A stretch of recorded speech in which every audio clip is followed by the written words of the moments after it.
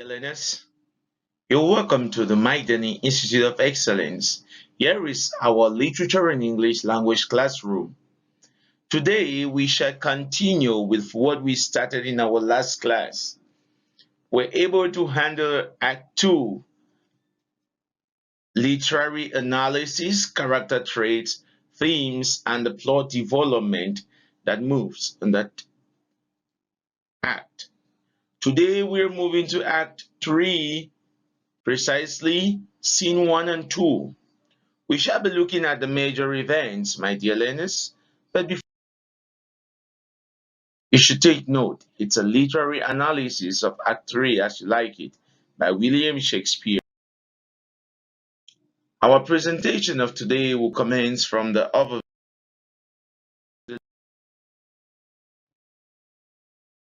evaluation, and conclusion. The learning outcomes of this lesson. At the end of this lesson, you should identify the setting of Act 3, Scene 1 and identify the setting of Act 3, Scene 1 and 2. Name characters and their character traits in identify. Show how events in the story. Based on what we've already done, you identify the major elements of styles and themes in the previous. Bring out character trait of. Give summaries of previous scenes. Let's begin. But before we do, can someone name some of the major events we saw in Act 2? That's beautiful. Yes, the evil plan of Oliver to kill his brother Orlando and the escape of Orlando and Adam. That is a very great one. Great. The life of Celia and Rosaline and Touchstone as they get a new cottage in the forest of Arden. That's beautiful still. How Jax admires the animal. Yes, and from there talks about his poem, Captain, Oh Captain. That is so great. The desperate request for food by Orlando because of old Adam. I remember quite well in this scene, Adam was kind of like dying after the great walk they've had all the way to the forest of Arden. And we discover at this point that Adam was really so tired, and Orlando, taking everything Adam has done for him, could not like let it go. You find an Orlando who's like, Adam, please don't die and leave me now. Stay with me. I'll go look for food. I'll go hunt for food for you. Whatever I find, if that thing is not food for you, I'll surely be food for it. But I'm surely conscious that whatever I get, I'll bring right away from you for you. And this time, the reunion of Orlando and Duke Sr. in the forest of Arden. We also remember that when Orlando arrives there and he wants to be very harsh and he's taught love. Thank you, dear Lena. Now let's all look at this. What do you see? Two lovely sisters, right? This takes you to the lovely sisters Celia and Rosaline before the forest of Arden. Look at the joy that was in them before Duke Frederick decided to squash that joy by his hatred for Rosaline. Oh la la, they have transformed already right now. Remember, I told you that they could not move to the forest of Arden with the same dressing they were having, because in the forest of Arden we had thieves, and these thieves could attack and kill them just for the treasures they had. So you find the two sisters.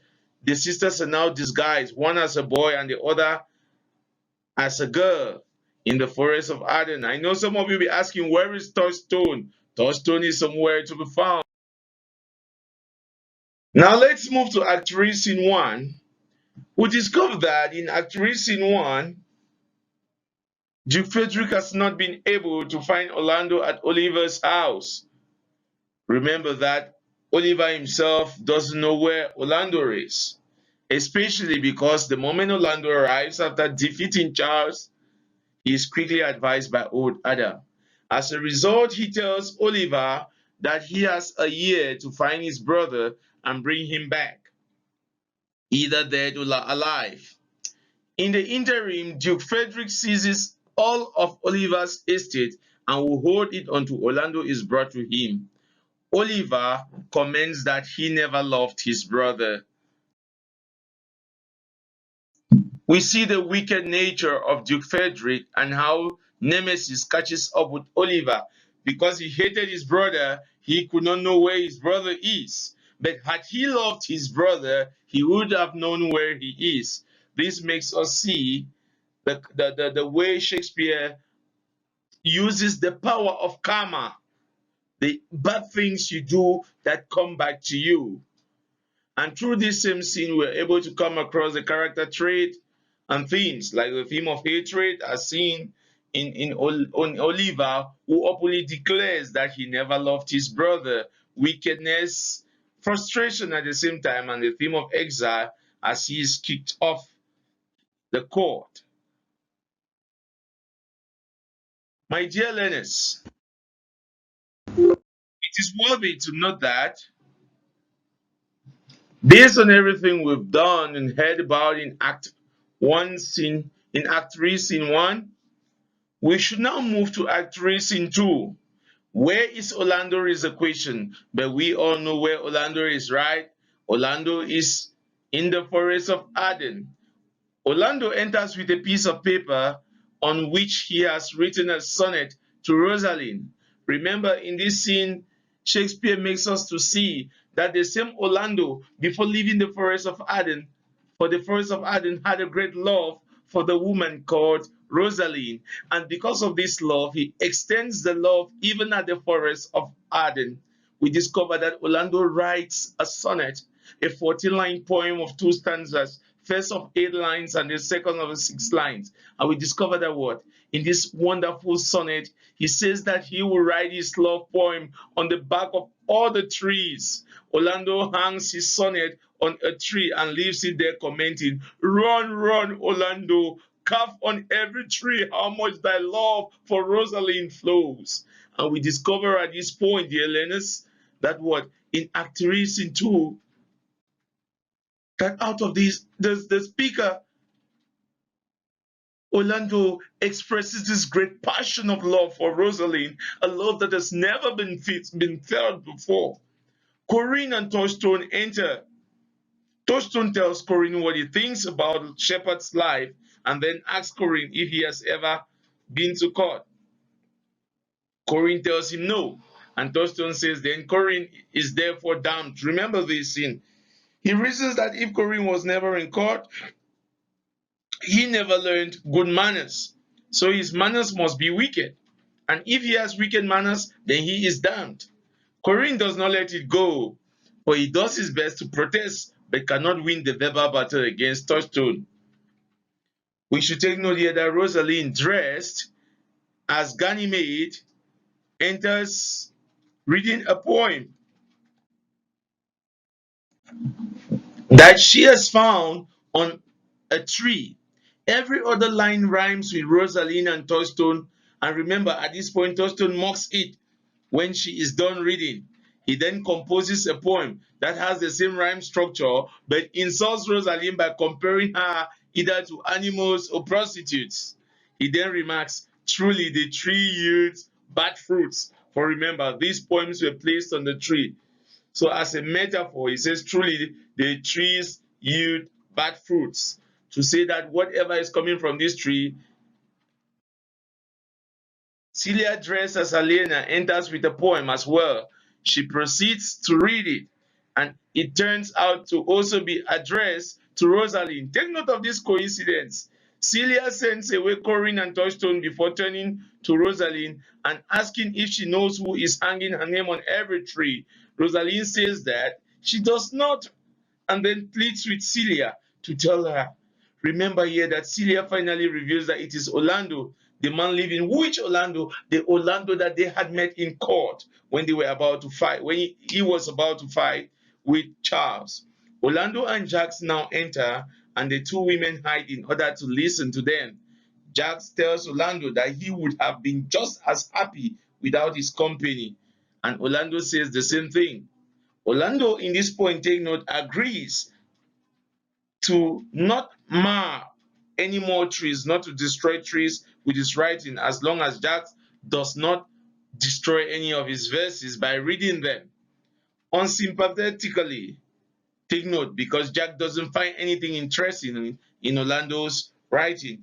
Jack tells Orlando that he was seeking a fool when he met him. He was rather looking for a fool and not for him. And Orlando at this point grips. He's drowned in the brook. Look but in, and you shall see him. Jack gets up and leaves after he realizes that he has been called a fool. He's drowned in the brook. Look but in, and you shall see him. And that was based on the way he was. Rosaline at this point comes out and speaks to Orlando, asking him what the time is. He tells her there is no time in the forest, but she points out that time moves at different speeds for everyone. She then introduces Celia as a shepherdess and also her sister. My dear students, do not forget at this point still that Orlando does not know that Rosaline and Celia, the new Ganymede and Aliena, are the same people he knew in the court. He tells her there is no time in the forest, as that was said. And after this introduction, Orlando, thinking she is a young man, remarks that she has a superb accent for a rustic man.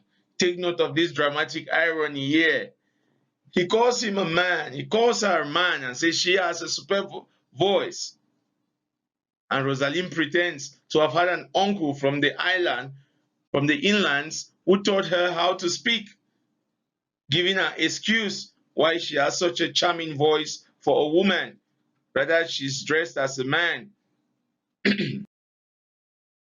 Rosalind tells Orlando that a man has been going around the forest ruining the trees by carving the name Rosalind on them. And Orlando accepts that he is that man and asks if she knows a remedy. And yet, remember, she tells him that he is obviously not in love with Rosalind, since his cheeks are not lean, nor is he disheveled enough to be in love. What does it mean? You know, according to the Shakespearean time, the Elizabethan period in itself, where you were so much in love, it showed in you. You found people who did not eat, who refused to eat. They looked so pale, their lips were wan, and their eyes were so shredded. But Orlando, looking so healthy to Rosalind, he is not in love. And this explains why Orlando swears that he is in love with Rosalind and asks her if there is a cure. She tells him she once before cured a man of his love by making the man pretend that she was his mistress. This could take us to a flashback. But remember, she's only creating things here. After much acting, the man, which she is not, she went truly man and ended up living a monastic life. He's trying to explain the story. Because after this man was acting with her as a man, the man finally discovered that he was a man and so decided to join a religious life. Orlando tells her that he does not want to be cured. But Rosalind says that if he pretends she is Rosalind, and she will do her best to cure him. So the condition is for Orlando just to see Ganymede as Rosalind. You and I all know that she is Rosalind, right? But yeah, Orlando doesn't know. He agrees to go to her cottage and to start calling her Rosalind and not Ganymede. Let's look at the pictures you have here. You see on the back of this tree is written Rosalind, right? And this is we find a lady dressed like a man is Ganymede, and behind is her sister Aliena, who is Celia, and they are questioning Orlando, questioning him. Are you the one there's a man who's destroying all the trees around with writing? And this from the picture, you see how the two express. And even though Ganymede has tried to, Rosaline has tried to dress so well, she's still being identified as a woman. And here we find Touchstone. And if you take note from this instance, we find the two characters. Celia comes at the other side with a letter, and on the other hand comes Rosalie. And this is Touchstone with his very funny dressing like a brook. A brook is a cock from the animal of the birds, what we often eat as chicken. And over here you find Corinne. Remember that before discussing with them, Touchstone was attacking Corinne about if he has manners, and if he doesn't, then he is damned. So this picture helps you to see. Thank you, my dear students. You have followed the lesson. Now I expect you to answer the following questions. Why is Oliver also exiled? 2. How long is he given to bring back his brother? 3. What can you say about the character traits of the Duke? 4. Who does Orlando meet in the forest of Arden? 5. What has he been doing on the back of trees? 6. Who mocks at his action on the back of trees and why? 7. What is the argument between Corinne and Touchstone about? 8. Do you think Corinne's argument made sense? Number 9. Does Orlando know that the young Ganymede is Rosaline's? Justify your answer. Number 10. What device is brought out of this instance? Number 11. What does Rosaline say about proof that Orlando is not in love? Number 12. What is his final proposal? Number 13. Name 3 themes found in this scene and explain. 14. Name 2 character traits of the following: Orlando, Celia, Touchstone, Corinne, Rosaline. And number 15. What happens in the next scenes? My dear students, I expect you to answer all these questions consciously and concisely. Please do it with care. Everything that is requested from you is already in the explanation. Use your textbooks at home, you follow the scenes, and then the questions will be easy. Thank you so much, my dear students. We have now come to the end of this lesson. Thank you and hope to see you in the next lesson.